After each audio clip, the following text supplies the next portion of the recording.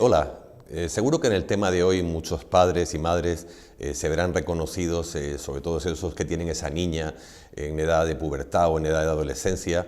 que empieza con una serie de cambios y va pasando de ser una niña y se ve progresivamente cómo aumenta el volumen de las mamas, lo que en medicina llamamos telarquía, que suele aparecer entre los 8, 10, 11 años, y que precede a la aparición de esa primera menstruación cuando se llega a la pubertad o principio de la adolescencia. Eso no es ni más ni menos que el paso de una inmadurez del aparato reproductor femenino a una progresiva madurez. Normalmente, antes de aparecer esa primera menstruación, se produce un estirón, un crecimiento en altura, incluso de unos 20, 30 centímetros, 35 centímetros, que después se frena al aparecer la primera menstruación, lo que denominamos en medicina menarquia, esa primera menstruación denominamos menarquia, y que preocupa muchas veces a los padres porque piensan que la niña ya no va a crecer más. Se sigue creciendo y se sigue creciendo hasta los 20, 22 años, solo que con menor intensidad, entre unos 5 y unos 7 centímetros aproximadamente al año. Esa primera regla, esa primera menstruación, no suele ser dolorosa, pero a partir de ahí, bueno, pues pueden ocurrir todo tipo de cambios en el cuerpo de esa niña. Desde tener ciclos cortos en los que sangre con quizá excesiva frecuencia, a tener pues, periodos más prolongados de 2 o 3 meses en los que no se produce ningún cambio y no hay ese sangrado. Y bueno, esa variabilidad progresivamente va dando lugar a una madurez de ese aparato reproductor femenino en el que los ciclos ya se hacen más regulares, los ciclos tienen unos días más o menos marcados de aparición y va dando lugar también a unas menstruaciones que cada vez son más dolorosas y cada vez representan más cambios en ese cuerpo, el que ya se ha instaurado el vello púbico y el vello axilar, que suele coincidir en el tiempo, aunque puede retrasarse un poquito más, con esa aparición de esa telarquia, de ese aumento del volumen de las mamas. Bueno, ya tenemos la menstruación instaurada en esa niña. En ocasiones quizá demasiado precoz,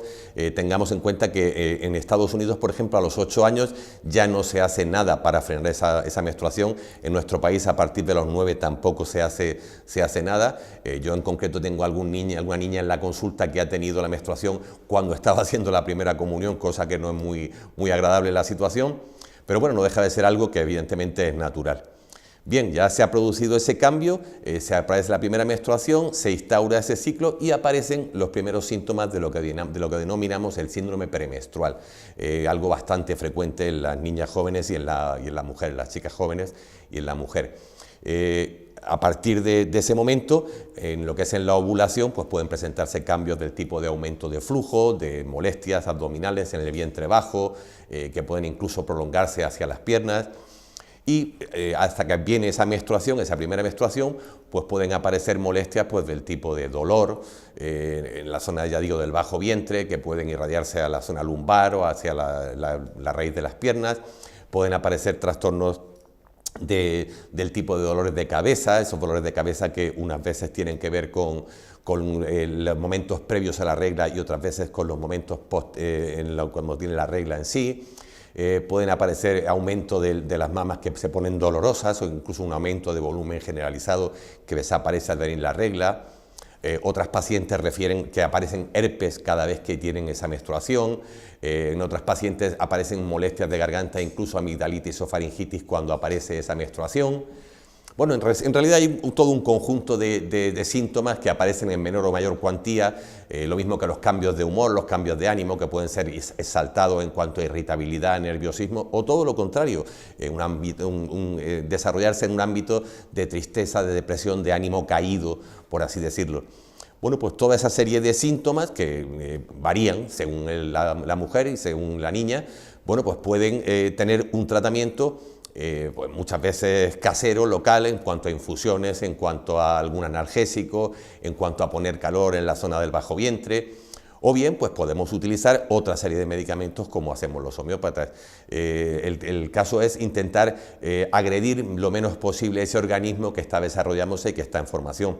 En ese sentido, pues los homeópatas disponemos de medicamentos pues como Actaea racemosa, como Dioscorea. Es curioso el que ese dolor que aparece en la menstruación en algunas mujeres se produce y se mejora, sobre todo cuando se contraen en posición fetal. En otras ocasiones esa mejoría se produce cuando la persona se estira, cuando la mujer se estira, se pone lo más estirada posible. Esas variaciones son de las que el homeópata se alimenta a la hora de escoger ese medicamento apropiado para ese dolor de la menstruación. Y suele funcionar bastante bien y colaborar mucho en la reducción e incluso desaparición de ese dolor. Aquellas situaciones como los herpes simples que aparecen en el labio en muchas mujeres en el momento de la regla o previo a la regla, pues que refieren muchas de las mujeres que consultan por ese tema, bueno, pues suelen también tener un tratamiento muy eficaz con homeopatía,